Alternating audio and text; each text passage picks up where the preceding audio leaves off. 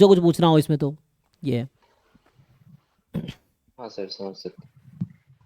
चलिए जी, नेक्स्ट जो है इनके क्वेश्चन पे आते हैं।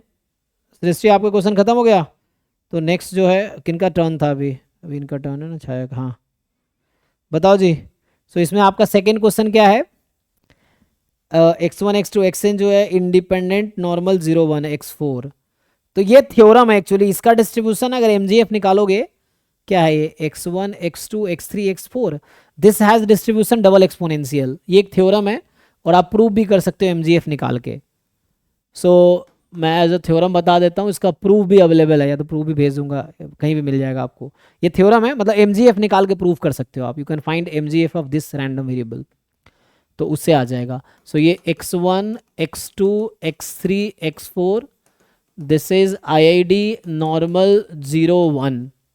तो y जो है x1 x2 plus x3 x4 है, this has distribution standard Laplace distribution या डबल एक्सपोनेंशियल। तो ये लाप्लास डिस्ट्रीब्यूशन आएगा इसका।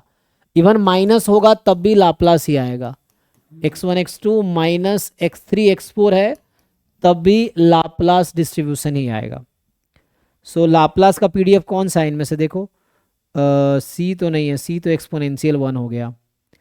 ए और बी है। ए में क्या लाप्लास का पीडीएफ क्या होता है? तो लाप्लास यहाँ पे आएगा, दो पैरामीटर होता है ना, mu comma b, I think 0 1 आएगा, ठीक है ना। सो ये भी दोनों आई थिंक सेम ही आता है, लाप्लास 0 1 ही आएगा, बस चेक कर लेना। ये थ्योरम है। और तो पहला जो है ना, A option is PDF of Laplace 0 1, तो थ्योरम है, उस पर क्वेश्चन है ये। दूसरा वाला पीडीएफ ही नहीं बनेगा, जो सेकेंड लिख रखा है ना, हमें भी बट होना हो, बट लाप्लास 0 1 का पीडीएफ है ना। लाप्लास का पीडीएफ क्या होता है? व्हेन एक्स इज लाप्लास, मान लीजिए म्यू कॉमा बी है, सो पीडीएफ जो इसका है 1/2b ई की power minus mod x minus mu upon b, जहाँ एक्स रियल नंबर है, ये बनेगा। तो आप म्यू को 0 बी को 1 रखो, तो आपको पहला ऑप्शन मिलेगा, ठीक है। तो इससे आ जाएगा,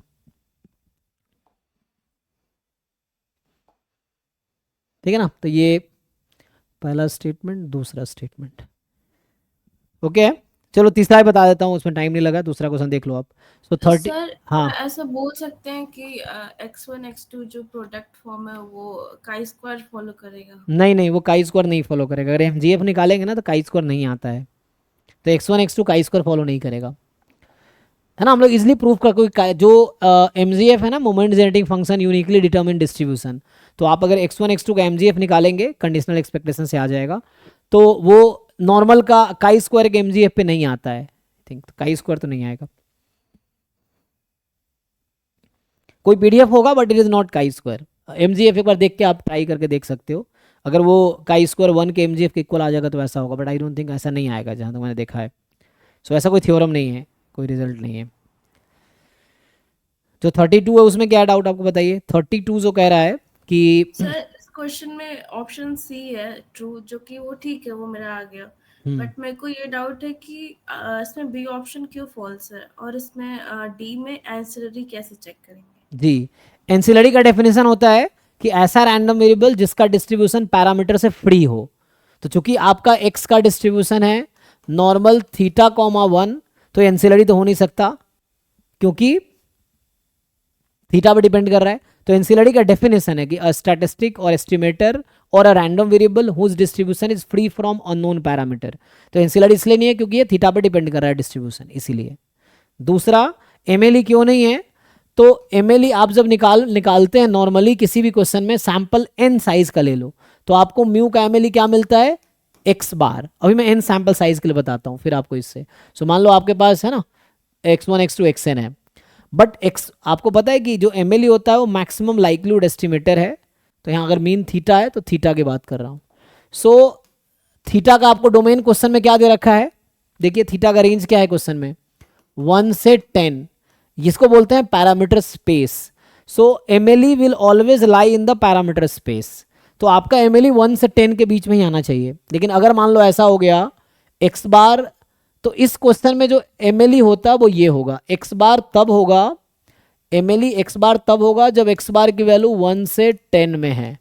अगर एक्स बार की वैल्यू मान लो लेस देन 1 है, क्योंकि एक्स आई तो कुछ भी हो सकता है, नॉर्मल का सपोर्ट तो माइनस इन्फिनिटी से प्लस इन्फिनिटी है, तो x1 x2 x3 xn can be any value from R, but ऐसा जरूरी नहीं ना कि एक्स बार 1 से 10 में ही आएगा।